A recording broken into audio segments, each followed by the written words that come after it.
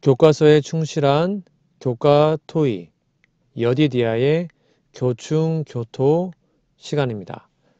오늘은 제10과 나는 길이요 진리요 생명이니 라는 제목으로 하나님 말씀을 함께 나누겠습니다.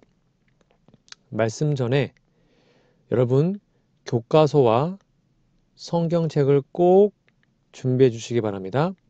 무엇보다 연구 범위, 본문을 꼭 펴서 읽어 주십시오. 연구 범위입니다. 요한복음 13장 1절에서 20절, 요한복음 14장 1절에서 3절, 다니엘 7장 27절, 요한복음 14장 5절에서 11절, 요한복음 1장 14절, 골로새서 1장 16절 17절, 요한복음 5장 38절에서 40절입니다. 연구범위 본문을 꼭 읽어주세요. 기억절입니다. 본래 하나님을 본 사람이 없으되 아버지 품속에 있는 독생하신 하나님이 나타내셨느니라. 요한복음 1장 18절 말씀입니다. 기억절 노래 들으시고 이어서 말씀 연구를 진행하겠습니다. 사기 10과 본래 하나님을 본 사람이 없으되 아버지 품속에 있는 독생하신 하나님이 나타내셨느니라. 요한복음 1장 18절.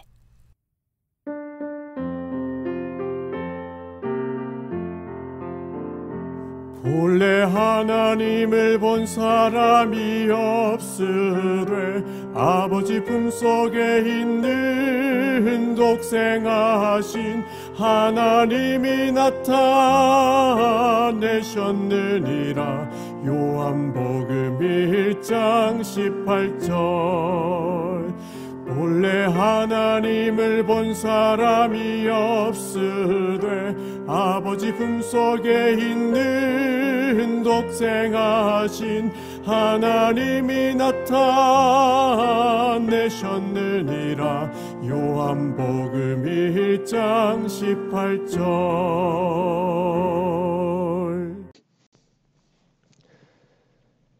12월 1일 일요일입니다. 제목은 내가 한 것 같이 너희도 행하게 하려고. 자, 교과서 질문입니다. 요한복음 13장 1절에서 20절 읽어보라. 어떤 일이 일어났으며 이 이야기는 왜 그렇게 중요한가? 예수님은 어떤 교훈을 가르치려고 하셨는가? 본문을 꼭 펴서 읽어보세요. 오늘 본문은 예수님께서 제자들의 발을 씻기신 이야기를 담고 있습니다. 이 장면은 예수님의 겸손과 섬김의 정신을 강력히 보여주는 중요한 사건으로 그분이 어떤 교훈을 남기고자 했는지 이해하는 데 도움이 되는데요. 첫 번째, 무슨 일이 있었죠? 유월절 전날이었습니다. 1절에 보면 예수님은 자신의 죽음이 가까웠음을 아셨고 이 세상을 떠나 아버지께로 돌아갈 것을 알고 계셨죠. 그러자 4절에서 5절에 보면 제자들의 발을 씻겨주십니다. 식사 도중에 예수님은 겉옷을 벗고 수건을 허리에 두르신 후 물을 대야에 담아 제자들의 발을 씻겨주셨습니다. 이때 베드로와 대화를 하죠. 8절 9절입니다. 베드로는 처음에는 예수님이 자신의 발을 씻기는 것을 거부했으나 예수님께서 내가 너를 씻겨주지 않으면 네가 나와 상관이 없다고 말씀하시자 온 몸을 씻겨달라고 요청합니다. 그러자 11절 배반자에 대한 언급도 하셨죠. 예수님은 그들 중 하나가 자신을 배반할 것을 아셨습니다. 이 이야기가 중요한 이유가 뭘까요? 이 사건은 예수님께서 보여주신 사랑과 섬김의 극치입니다. 예수님은 창조주이시며 모든 것을 다스리시는 분이심에도 불구하고 제자들의 발을 씻기는 노예와 같은 일을 스스로 하셨습니다. 이는 겸손한 섬김의 본보기를 보여주신 것입니다. 특히 예수님께서 자신을 배반할 유다의 발까지도 씻기신 것은 하나님의 사랑이 모든 사람에게 조건 없이 제공됨을 보여줍니다. 그럼 예수님이 가르치고자 했던 그 교훈은 무엇일까요? 첫째는 섬김의 자세입니다. 13장 14절에 보면 내가 주와 선생으로 너희 발을 씻겼으니 너희도 서로 발을 씻어주는 것이 옳다고 말씀하셨죠. 예수님 제자들에게 서로 섬기는 삶의 중요성을 가르쳐 주셨습니다. 두 번째는 겸손이죠. 16절입니다. 예수님은 종이 주인보다 크지 않고 보냄을 받은 자가 보낸 자보다 크지 않다고 말씀하시며 겸손한 태도를 강조하셨습니다. 그리고 세 번째는 사랑이시죠. 1절에 봅니다. 예수님이 제자들을 끝까지 사랑하신 그 모습을 보여줍니다. 이는 우리가 서로를 사랑하고 섬겨야 함을 상기시켜줍니다. 오늘날 우리에게 주는 교훈이 무엇일까요? 예수님의 이러한 행동은 그리스도인 삶에서 섬김과 겸손이 얼마나 중요한지를 보여줍니다. 우리의 신앙은 단지 말로 표현되는 것이 아니라 행동으로 나타나야 하며 이는 가장 낮은 자리에서 시작됩니다. 예수님처럼 우리가 다른 사람들을 조건 없이 사랑하고 섬긴다면 그리스도의 사랑이 세상에 증거될 것입니다. 예수님께서 제자들의 발을 씻기셨듯 우리도 서로의 발을 씻겨야 합니다. 이는 문자적인 행위뿐만 아니라 서로를 섬기고 희생하며 사랑하는 삶을 의미합니다. 예수님은 우리에게 본을 보이셨습니다. 오늘 누구의 발을 씻기겠습니까? 겸손과 사랑의 삶으로 예수님의 가르침을 실천해보는 우리 모두가 되기를 간절히 바랍니다.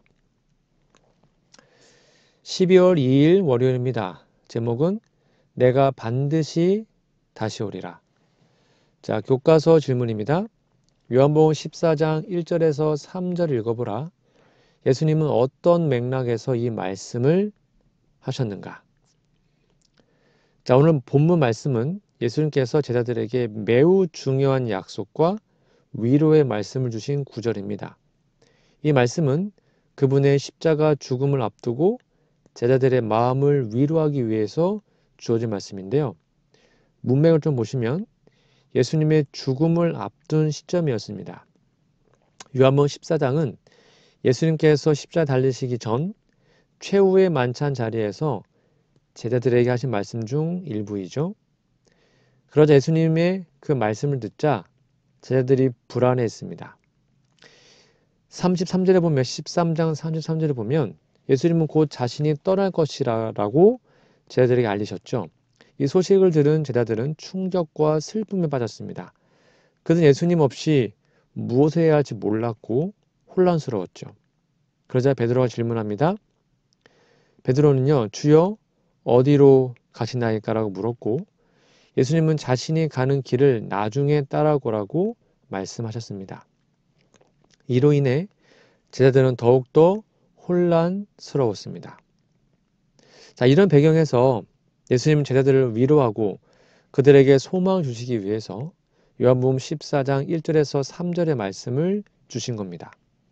자, 오늘 본문 말씀의 핵심은 뭐죠? 1절, 마음에 두려워하지 말라.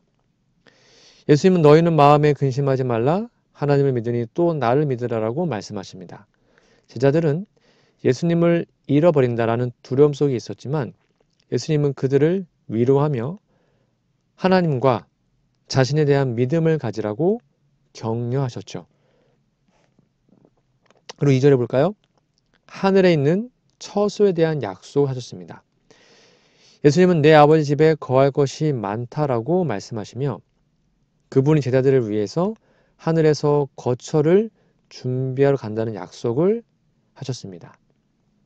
이는 하늘나라가 제자들과 모든 신실한 믿는 자들을 위해 준비된 실제적 장소임을 나타내신 것입니다.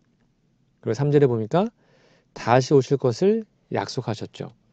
내가 다시 와서 너희를 내게로 영접하여 나 있는 곳에 너희도 있게 하겠다라고 말씀하셨습니다. 이는 예수님의 재림에 대한 분명한 약속으로 제자들과의 재결합을 보장하시는 말씀입니다. 그럼 이 말씀이 중요한 이유가 뭘까요? 첫 번째는 하늘 소망인 거죠.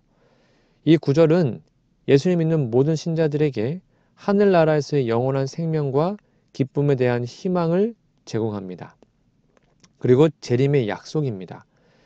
예수님께서 다시 오셔서 자신의 백성을 데려가겠다는 약속은 재림교회의 핵심 신앙입니다. 이는 현재의 고난과 시련을 견딜 수 있는 힘을 주죠. 그리고 세 번째는 위로와 평안입니다. 예수님의 약속은 제자들에게 그리고 오늘날의 신자들에게도 두려움 대신 평안을 제공합니다.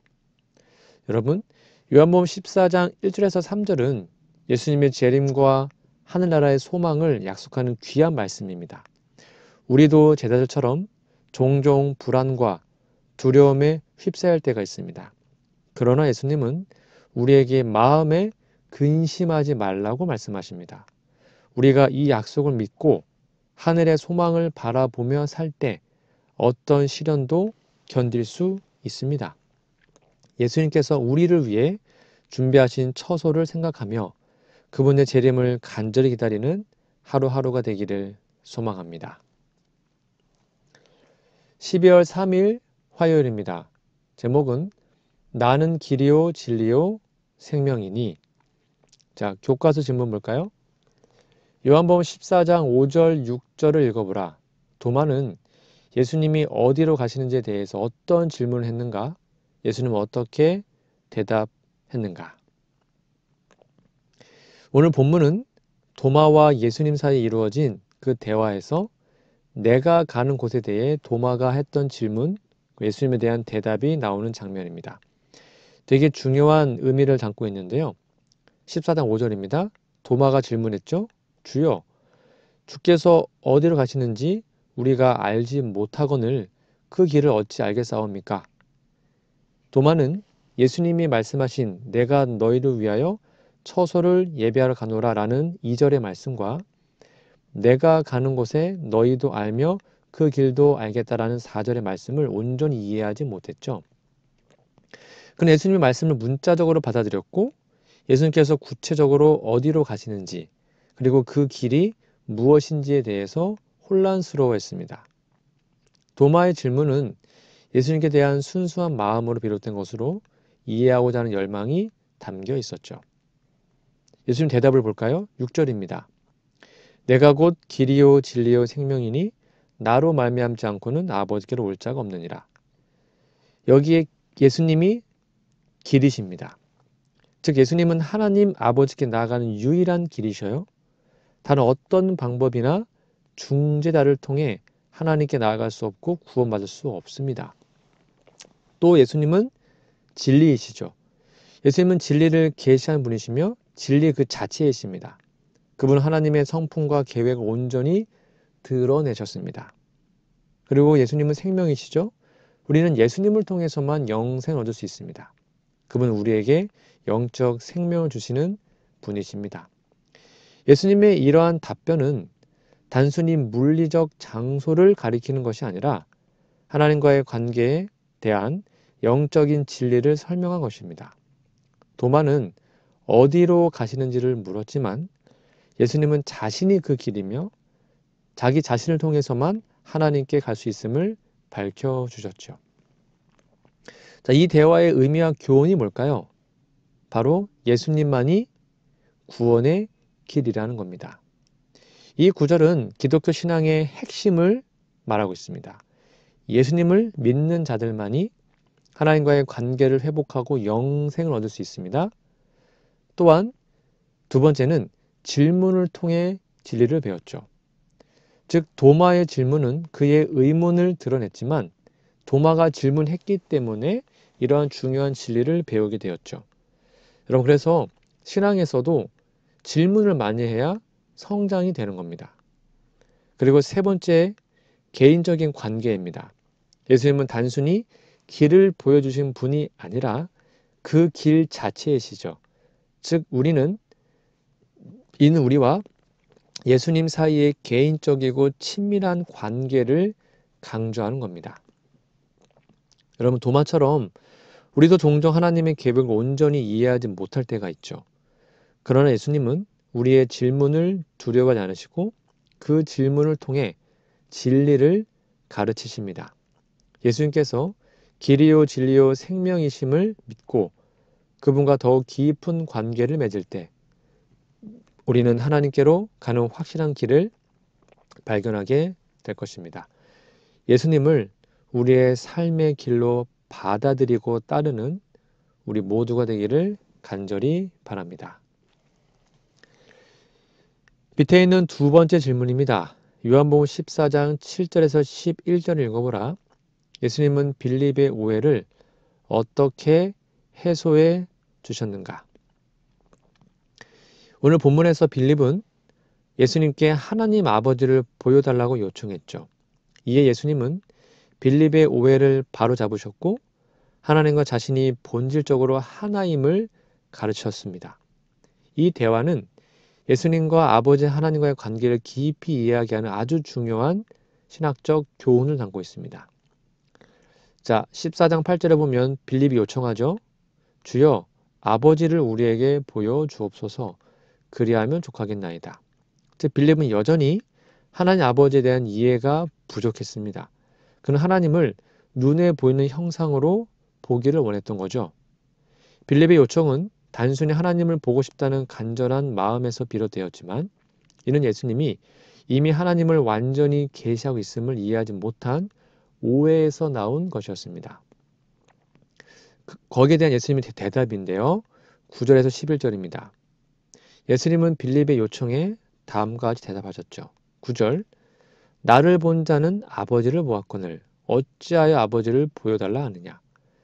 예수님은 자신이 하나님 아버지를 완전히 나타내시는 분이심을 설명하셨습니다.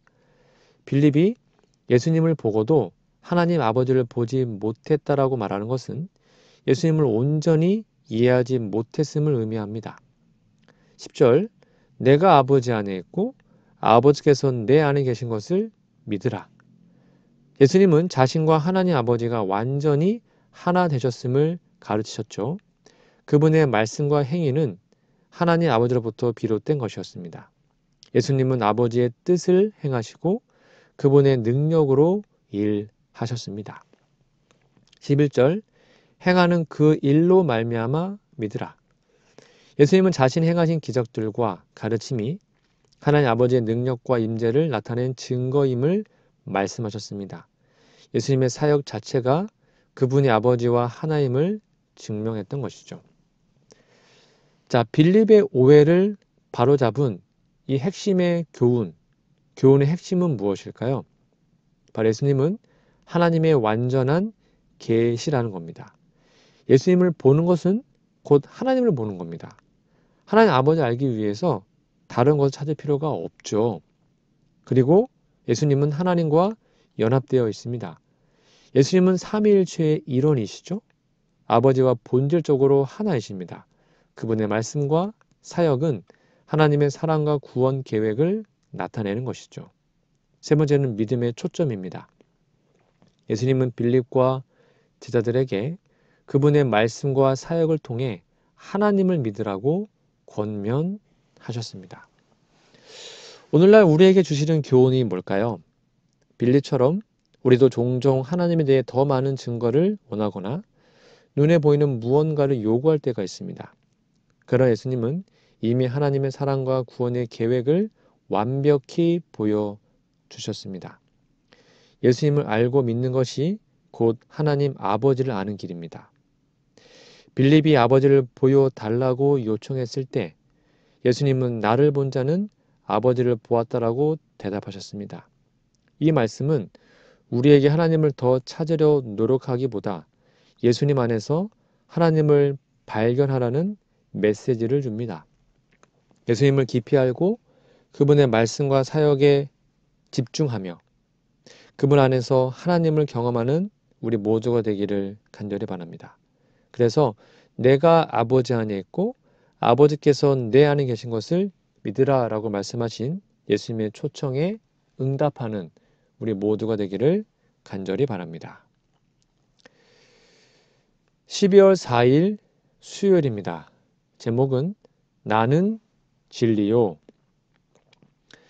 자, 요한복음 1장 14절 17절, 요한복음 8장 32절, 요한복음 14장 6절, 요한복음 15장 26절을 읽어보라. 요한은 진리의 개념을 예수님과 어떻게 직접적으로 연결하고 있는가? 요한복음에서 진리는 예수님과 밀접하게 연결되어 있고요. 진리의 개념은 예수님께서 하나님의 계시임을 통해 드러납니다. 자, 주어진 구절들을 좀 자세히 볼까요? 1장 14절 17절에 보면 말씀이 육신이 되어 우리 안에 거하심에 우리가 그의 영광을 보니 아버지의 독생자의 영광이요 은혜와 진리가 충만하다 그랬죠. 그리고 17절에 보면 율법은 모세로 말미암아 주어진 것이요 은혜와 진리는 예수 그리스도로 말미암아 온 것이다라고 기록합니다. 여기에서 진리는 예수님을 통해 완전히 계시된 하나님의 성품과 구원의 계획을 나타냅니다. 구약의 율법은 하나님의 의로움을 나타냈지만 예수님은 진리 자체로서 하나님의 완전한 계시이십니다. 은혜와 진리가 예수님을 통해 충만하게 나타나는 것은 예수님 안에서 하나님의 사랑과 진리가 완벽히 조화를 이루고 있음을 뜻하는 것이죠. 요한복음 8장 32절 볼게요. 진리를 알지니 진리가 너희를 자유케 하리라. 예수님은 자신을 통해 나타난 진리가 영적 자유를 가져다 준다고 말씀하십니다. 즉 죄와 거짓에서 자유롭게 되는 길은 진리이신 예수님을 통해서만 가능하죠. 진리를 아는 것은 단순히 지식이 아니라 예수님과의 관계에서 오는 깊은 경험을 의미합니다. 14장 6절 볼게요. 내가 곧 길이요 진리요 생명이니라고 말씀하셨죠. 예수님은 단순히 진리를 가르치는 분이 아니라 진리 그 자체이십니다. 그래서 예수님을 통해서만 하나님 아버지께 나아갈 수 있고 그분의 삶과 가르침이 진리의 기준인 것이죠. 진리는 하나님과의 관계를 가능하게 하는 유일한 통로로서 예수님의 존재와 사역 안에 온전히 구현되어 있습니다. 마지막으로 15장 26절에 보면 내가 아버지께로부터 너희에게 보낼 보혜사 곧 아버지께로부터 나오시는 진리의 성령이 오실 때에 그가 나를 증언하실 것이다. 진리의 성령은 예수님을 증언하며 진리를 드러내는 사역을 합니다. 성령은 예수님의 가르침과 사역을 통해 드러난 진리를 우리의 마음에 새기며 예수님 안에 있는 진리를 이해하도록 도와줍니다. 이는 진리가 단순히 철학적 개념이 아니라 성령의 역사를 통해 우리의 삶 속에서 실현되는 것임을 보여주고 있죠. 요한복음에서의 진리와 예수님과 어떻게 직접적으로 연결되어 있는지를 좀 살펴볼까요? 즉, 첫 번째, 진리의 계시. 예수님은 하나님의 진리를 완전히 계시하는 분이십니다. 그게 1장 14절 17절입니다. 두 번째, 진리의 자유. 예수님을 통해 진리를 아는 것이 죄와 사망에서 자유로움을 가져다 줍니다. 요한복음 8장 32절이고요. 그 다음에 진리의 길. 예수님은 하나님께 나아가는 유일한 길로서 진리의 화신이십니다. 그게 14장 6절이고요. 진리의 증언. 성령은 예수님을 통해 드러난 진리를 증언하며 우리의 삶에 적용되게 하십니다. 그게 15장 26절에 나오죠. 요한복음은 예수님을 통해 드러난 진리가 우리 삶의 중심이어야 함을 강조합니다. 예수님을 아는 것은 단순히 지식적인 이해가 아니라 하나님과의 관계를 통해 경험하는 진정한 자유입니다. 진리를 알지니 진리가 너희를 자유롭게 하리라 라는 예수님의 말씀처럼 진리이신 예수님을 온전히 받아들이고 따를 때 우리는 참된 평안과 생명을 얻을 수 있습니다. 오늘도 진리의 길을 걸으며 예수님과 동행하는 삶이 우리 모두가 되기를 간절히 바랍니다. 12월 5일입니다. 목요일, 제목은 성경과 진리인데요. 자, 교과서 질문일게요. 볼게요. 요한복음 5장 38절에서 40절 읽어보라. 예수님은 성경에 대해 무엇이라 말씀하시는가? 자, 오늘 본문 말씀은 예수님이 성경에 대해서 중요한 교훈을 말씀하시는데 성경이 가리키는 본질적인 목적을 명확하게 하십니다. 자, 본문 내용을 좀 요약해 볼게요. 38절 그의 말씀이 너희 속에 거하지 아니하니 이는 그가 보내신 이를 믿지 아니함이라. 39절 너희가 성경에서 영생 얻는 생각하고 성경을 상고하거니와 연구하거니와 이 성경이 곧 내게 대하여 증언하는 것이니라. 40절 그러나 너희가 영생을 얻기 위하여 내게 오기를 원하지 아니하는도다. 자, 그럼 예수님이 말씀하신 성경의 본질적 의미가 뭘까요? 39절에 볼게요. 성경은 예수님을 증언합니다. 예수님은 성경의 핵심이 자신이심을 분명히 하셨습니다. 구약 성경의 모든 예언, 율법, 역사, 시편은 궁극적으로 메시아로 오신 예수님을 가리키고 있죠. 성경은 단순히 도덕적 교훈이나 지식을 위한 책이 아니라 구속의 역사와 구원의 계획을 드러내는 책입니다. 그리고 39절에서 40절은 영생은 예수님을 통해서만 얻는다라는 것이죠. 유대인들은 성경을 연구하며 거기에서 영생을 얻는다라고 했습니다. 그러나 그들은 성경이 가리키는 예수님께로 오지 않았죠. 성경의 목적은 영생에 대한 길을 가리키는 것이며 그 길은 예수님을 믿는 데 있는 겁니다. 자, 38절에 보면 성경 연구의 올바른 태도가 나오는데요. 예수님 하나님의 말씀이 그들 마음속에 거하지 않는다라고 지적하셨습니다. 이는 단순히 성경을 외적으로 읽고 연구하는 것이 아니라 하나님의 말씀을 믿고 받아들여야 함을 강조하신 것이죠. 말씀의 진정한 효력은 그것이 우리의 삶에 적용되고 예수님을 통해 구원을 경험할 때 나타납니다. 오늘날 우리에게 주시는 교훈은 뭘까요? 바로 성경의 핵심이 예수님을 기억하십시오. 성경의 목적은 예수님을 증언하고 그분을 통해 구원을 얻는 길을 제시하는 겁니다. 성경을 연구할 때 예수님을 중심에 두어야 하며 단순한 지식 습득이 아니라 예수님과의 관계 형성으로 이어져야 합니다. 두 번째는 형식주의를 경계해야 합니다. 유대인들은 성경을 철저히 연구했지만 그 목적에서 벗어나 예수님을 거부했죠. 우리도 성경을 읽을 때 겉모습의 연구나 형식에 치우치지 말고 그 말씀을 통해 예수님을 만나야 합니다. 그리고 세 번째는 말씀을 받아들여야 합니다. 성경의 메시지를 진정으로 믿고 마음에 받아들여야 합니다. 성경은 우리의 신앙과 삶에 영향을 미치는 살아있는 하나님의 말씀입니다. 성경을 통해 예수님을 찾으라는 예수님의 말씀은 오늘날 우리에게도 유효합니다. 성경은 우리에게 영생의 길을 보여주는 하나님의 사랑의 메시지입니다. 그러나 그 진정한 의미를 알기 위해서는 말씀을 단순히 읽는 것에서 멈추지 않고 그 말씀을 통해 예수님을 인격적으로 만나야 합니다. 오늘도 성경 연구하며 예수님과 더욱 가까이 동행하는 삶을 선택하시기 바랍니다. 이 성경이 곧 내게 대하여 증언하는 것이다 라는 말씀을 기억하며 예수님을 통해 진정한 영생의 기쁨을 누리게 되기를 간절히 바랍니다. 밑에 있는 두 번째 질문입니다. 누가복음 24장 27절 읽어보라.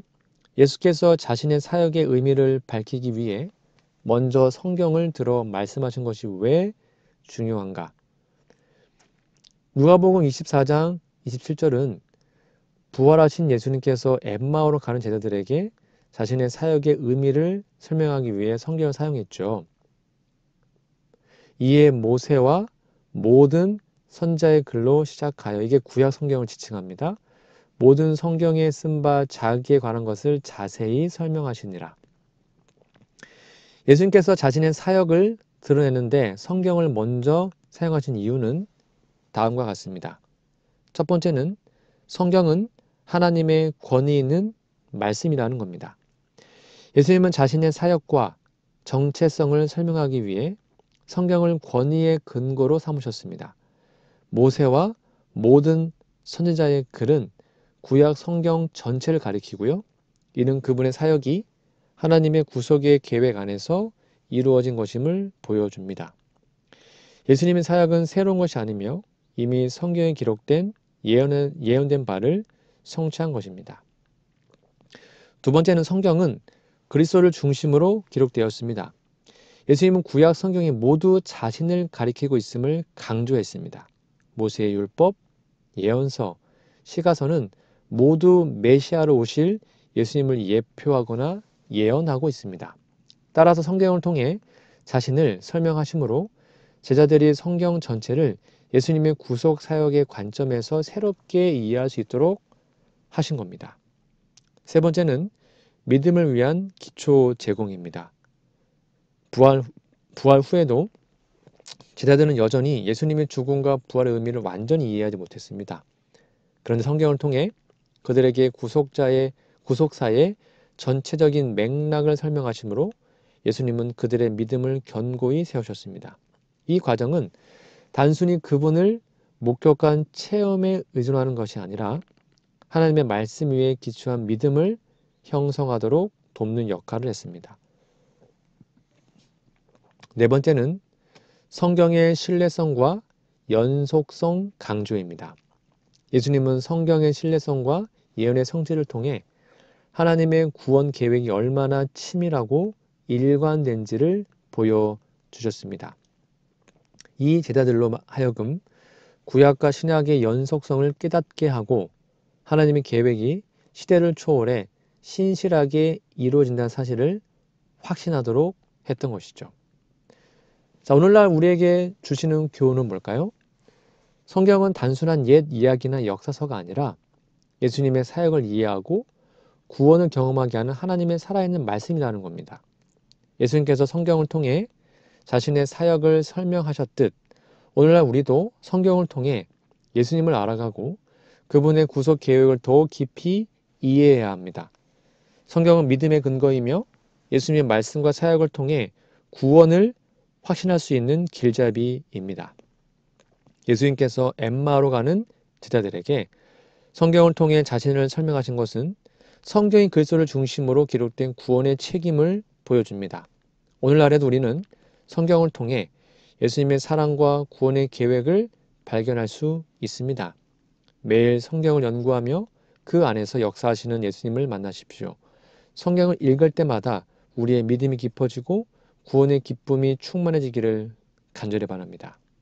모든 성경에 쓴 바 자기에 관한 것을 자세히 설명하시니라 라는 예수님의 모습을 본받아 성경을 통해 그분의 진리를 온전히 발견하는 우리 모두가 되기를 간절히 바랍니다. 오늘은 제10과 나는 길이요 진리요 생명이니 라는 제목으로 하나님의 말씀을 함께 나누었습니다. 여러분 다시 한번 성경 연구 범위 텍스트를 꼭 읽어주시고 기억절도 외워주시면 감사하겠습니다.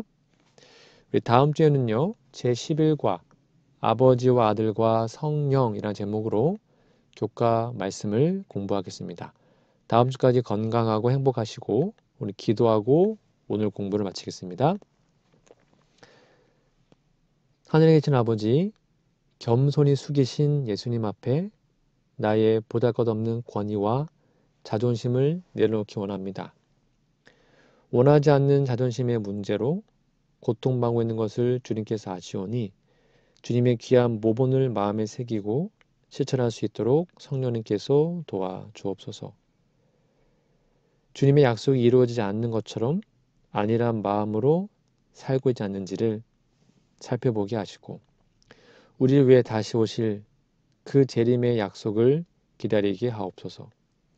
하늘을 향하여 마음을 고정하고 발걸음도 주님의 오심을 향하게 도와주시옵소서. 갈 길을 모르던 도마와 빌립에게 아버지께로 가는 길을 알려주셔서 감사합니다. 주님의 가르침을 들으면서도 우리는 때로 갈 길을 모르는 것처럼 방황하고 고민하기도 합니다. 주님, 우리의 마음을 이끌어 주시고 믿음의 길을 걷게 하옵소서.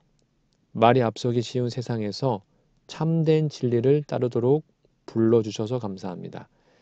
우리의 삶이 진리와 가까워지길 원합니다. 진리를 담기에 부족하고 연약한 사람이지만 예수님 은혜로 진리와 날마다 가까워지고 실천할 수 있도록 도와주시옵소서. 말씀을 통해 새 삶과 관계 속으로 인도하심을 감사합니다.